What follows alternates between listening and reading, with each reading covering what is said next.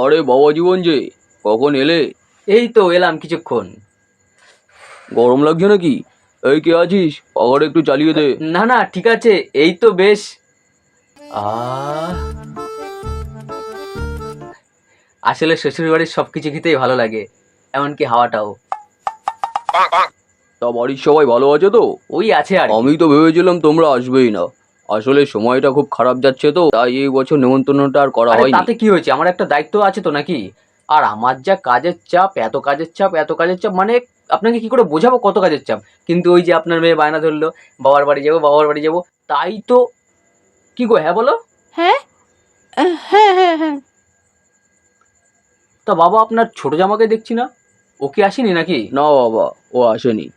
কালকে রাতে আমাকে ফোন করে বললো, বাবা এবছর যখন আপনাদের সমস্যা চলছে, আমরা গিয়ে আর সমস্যা বাড়াতে চাই না, পরের বার যাওয়ার চেষ্টা করব।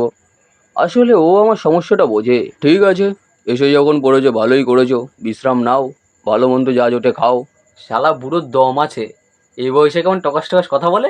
A few moments later.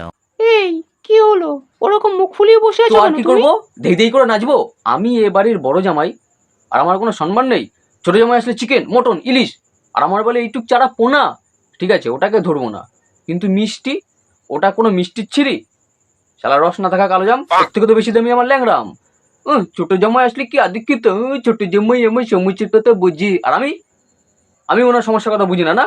আরে আমি যদি ওনার সমস্যার কথা না বুঝতাম, আমি তাহলে তোমায় বিয়ে করতাম?